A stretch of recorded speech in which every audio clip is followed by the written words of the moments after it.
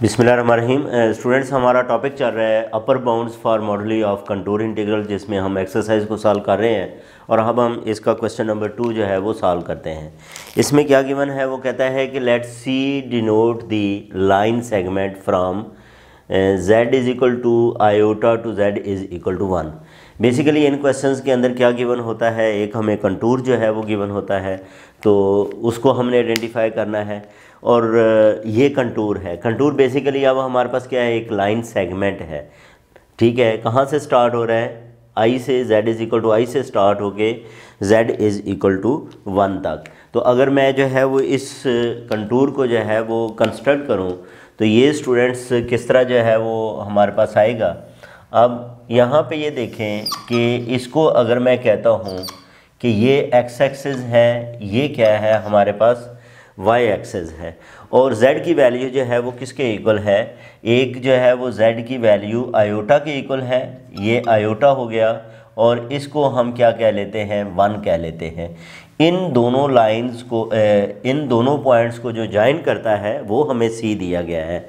c denote the line segment from z is equal to iota, यानी कि ये z is equal to iota है, z की value है, ये भी z इज़ इक्वल टू, ये है कि ये z बेसिकली जो है वो प्योर रियल है और ये प्योर जो है वो क्या है, इमेजिनरी है।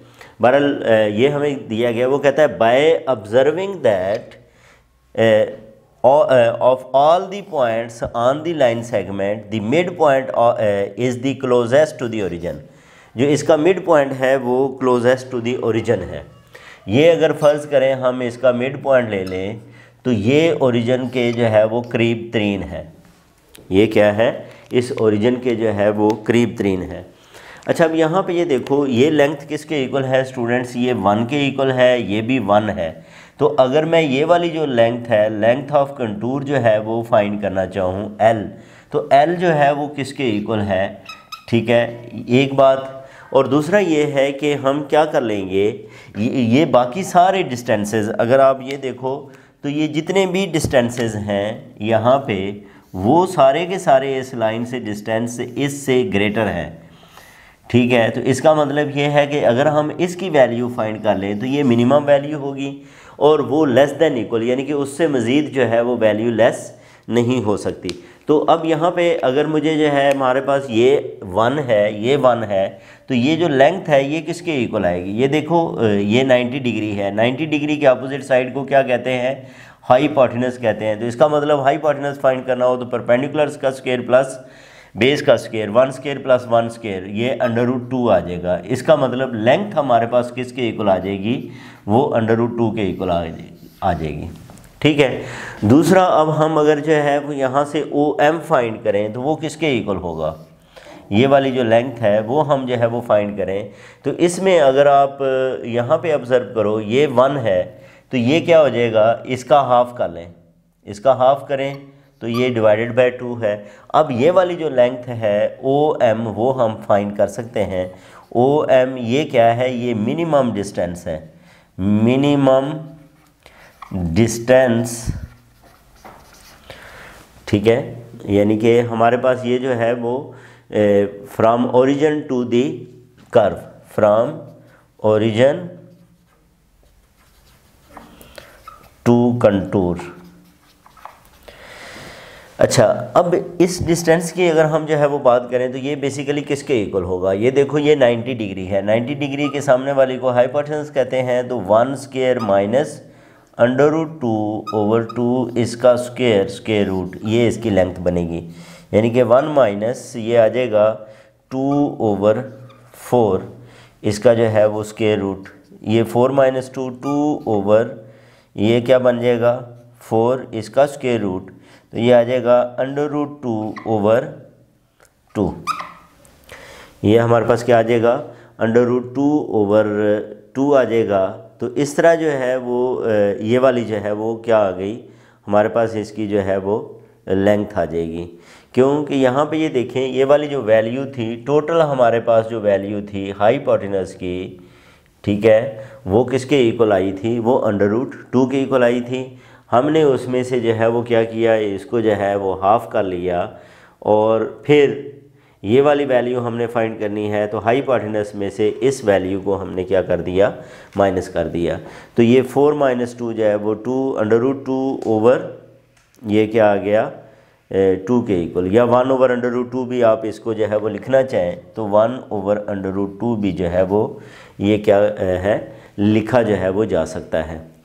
अच्छा, इसका मतलब ये है कि जो भी हमारे पास वैल्यू आएगी वो इससे क्या रहेगी, वो इससे लेस रहेगी।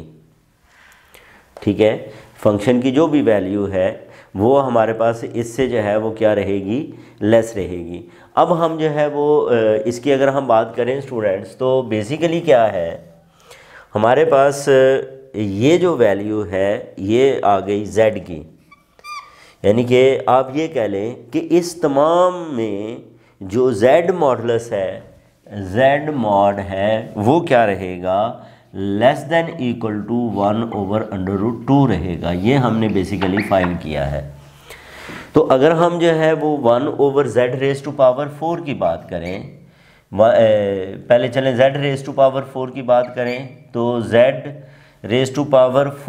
इसका मॉड ये किसके इक्वल आ जाएगा, z मॉड r⁴, और ये है 1/√2 और इसकी पावर 4, तो ये आ जाएगा 1/4 आ जाएगा ये z इसका। तो 1/z⁴ मॉडुलस जो है वो किसके इक्वल आएगा, ये 4 के इक्वल आ जाएगा। लेकिन यहाँ पे ये देखें हमारे पास z की वैल्यू जो है वो क्या है, इक्वल नहीं है, बल्कि z की वैल्यू जो है वो लेस देन इक्वल है। z की वैल्यू जो है वो क्या है, तो जब हम इस वैल्यू को रिप्लेस करेंगे तो ये लेस आएगा, ये क्या आएगा, लेस देन इक्वल। तो ये बेसिकली हमारे पास क्या है, ये f ऑफ z आ गया, f of z modulus less than equal to 4, और ये m होता है। ये हमने वहाँ पे फार्मूले में कहा था कि ये क्या है, ये m है। तो इसका मतलब ये है कि अगर हमें ये इस इंटीग्रल के मॉडुलस की बात करनी है, यानी कि मॉडुलस ऑफ ये जो dz/z⁴ इसका modulus less than equal to ml है। अब m की वैल्यू क्या आई है हमारे पास, m जो है वो स्टूडेंट्स आया है 4, और l जो है वो किसके इक्वल है, l√2 है, l क्या है √2। तो इसका मतलब इसकी वैल्यू जो है वो क्या आ जाएगी फिर, लेस देन इक्वल टू 4√2, और यही हमने जो है वो क्या करनी थी, इसके अंदर जो है वो फाइंड करनी थी 4√2। तो ये था स्टूडेंट्स हमारे पास क्वेश्चन नंबर 2। नेक्स्ट वीडियो के अंदर हम डिस्कस करेंगे क्वेश्चन नंबर 3 को। अपना ख्याल रखें, अल्लाह हाफिज़।